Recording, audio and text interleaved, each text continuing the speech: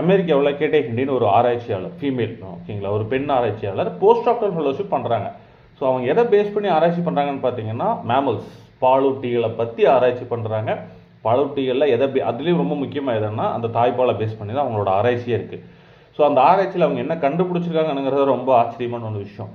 என்னென்னா, யூஸ்வலாக நம்ம ஊரில் இப்போ தாய்ப்பால் கொடுக்குறது குறைஞ்சிட்டு வந்தாலும் அந்த தாய்ப்பால் வந்துட்டு பார்த்தீங்கன்னா, பையன் பிறந்தா அந்த பையனுக்கு தாய்ப்பாலுடைய தன்மை வேறு மாதிரி இருக்குது, பொண்ணு பிறந்தா பொண்ணுக்கு கொடுக்குற தாய்ப்பாலுடைய தன்மை வேறையாக தான் இருக்குது. அதாவது ஒரே குழந்தை தான், சரி, ஒரே தாய் தான், பட் ஆனால் பையனாக இருந்தால் தாய்ப்பாலோட தன்மை வேறையாகவும், பொண்ணாக இருந்தால் தாய்ப்பாலோட தன்மை வேறையாகவும் இருக்குன்னு சொல்லி அவங்க கண்டுபிடிச்சிருக்காங்க.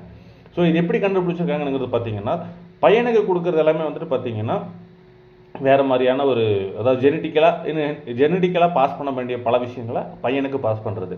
அதே மாதிரி பொன் குழந்தையாக இருந்ததுன்னா அதுக்கு வேறு மாதிரியான ஜெனட்டிக்கல் ரிலேட்டடான விஷயங்களை பாஸ் பண்ணுறது.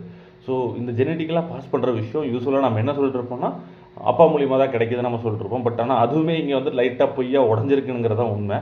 அதையும் தாண்டி வந்துட்டு பார்த்தீங்கன்னா, அவங்க அதுக்கு மேலே என்ன சொல்லியிருக்காங்கன்னா, குழந்தைக்கு உடம்பு சரியில்லாமல் போகுது அப்படின்னா, அப்போ அந்த குழந்தை தாய்ப்பால் குடிக்கிறப்போ அந்த குழந்தையோட எச்சில் வழியாக அந்த தாய்ப்பால் குடிக்கிறப்போ ட்ரான்ஸ்ஃபர் ஆகி குழந்தைக்கு உடம்பு சரியில்லைங்கிறது பிளட்டுக்கெல்லாம் சர்க்குலேட் ஆகி நெக்ஸ்ட் டைம் அந்த குழந்தை தாய்ப்பால் குடிக்கிறப்போ அந்த குழந்தை சரியாகிறதுக்கு என்ன டைப் ஆஃப் இம்யூன் சிஸ்டத்தை பாஸ் பண்ணணுமோ அந்த இம்யூன் சிஸ்டம் தாய்ப்பால்லேருந்து ரெடியாகி போயிடும்.